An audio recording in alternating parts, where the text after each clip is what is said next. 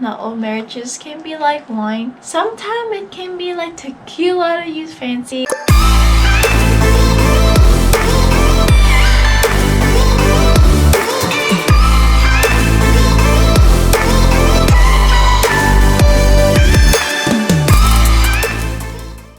Hello lovers, I'm Leonardi and welcome to my channel. If you're new here, welcome. I'm a relationship and a marriage coach. I advise married couples and couples that are dating on how to build a stronger and happier relationship. Today we'll be talking about how to handle your marriage.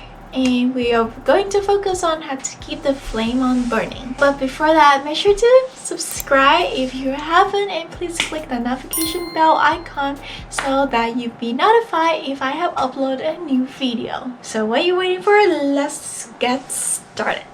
Wine tastes better with age, and the same can be said too on a long-term marriage. We just need to need a right barrel and the right temperature to make it the way it is. So let's face it, not all marriages can be like wine. Sometimes it can be like tequila to use fancy, or that whiskey that you usually drink every time. If you take too much of it, you will end up doing something and probably regret in the morning. I have been married for some time now, and the honeymoon phase is already over, but I feel like we're still in it. It still feels like we're still dating a lot of the time, and it's really romantic. But not all married couples are fortunate like us. After 3 or 4 years, they feel like that spark is gone and they don't have any idea how to get back on track. This kind of relationship usually end on resentment and finally divorce. We also know that phase end and the honeymoon stage is not an exception, but that doesn't mean that you cannot bring the feeling of excitement and ecstasy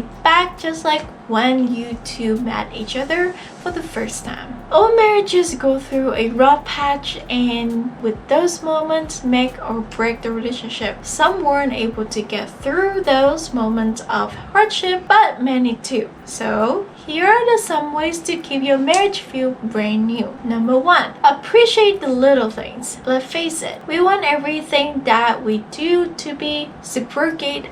We keep tabs on everything that we do to leverage if nothing was done in return. For example, you can say, I took care of cleaning for the dishes, it's your turn for vacuuming. I took care of the lawn, you take care of the backyard. Listing everything that your spouse has not done will build a mistrust and discontinue the connection that you have made. If you're that kind of person that takes notes of everything and keep positive things of your partner did in the day and then thank them, they will do the same thing for you as well. Number 2, always be honest with each other. You find yourself hiding your credit card bills because you don't want your partner to know that you have already maxed out one of your credit cards, and trust me, it will come back and haunt you. A simple credit report will shed light on these issues, and it will undoubtedly be a challenging task to get your spouse trust once they know about it. With that being said, you need to stop telling yourself that your other half won't know about that and won't know what you're doing. Even though it can be embarrassing to speak the truth that you have overspent,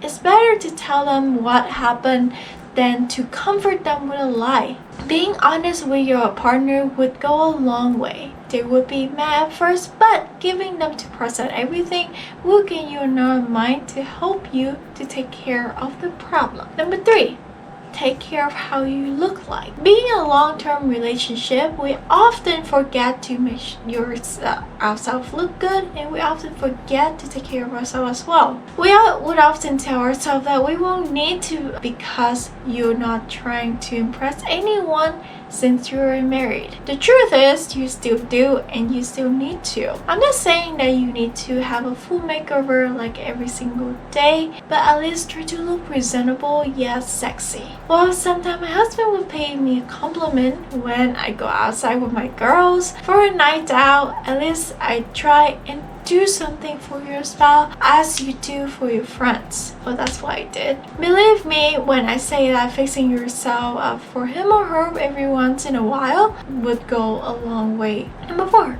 Acknowledge a small annoyance. Everything starts with small, and if provided the correct measure of things, it will develop to something great.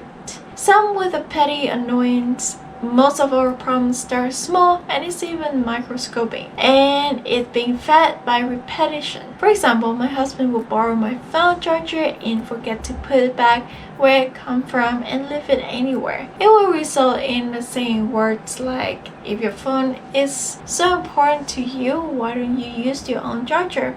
And the typical replies would go like, well, you have an extra and you can just plug it in your computer. Well, this might be petty, but everything that you be repeated will eventually grow on you. So it is some small annoyance that, if let unchecked, will test your patience. For a happier marriage, acknowledge it right away. So you could just say, babe, did you put your charger back in where you took it? That way you can remind them where they left off. Number 5, uphold the silence. Sometimes walking away from the problem is the answer to have it resolved. You don't need to win every battle to win the war. Well, realize that not every annoyance is with intention. Learn to let it go as much as you can and forgive to and forget. If you can ever get the chance to remind yourself why you married to this person, set your eyes on a good point to successfully uphold the silence is to learn how to let these problems go, since sometimes it goes away in your own. Well, just like what Elsa say in Frozen, let it go. Well, sometimes you have to come back and discuss it with your partner. Don't just let it go forever, because it will come back at some point.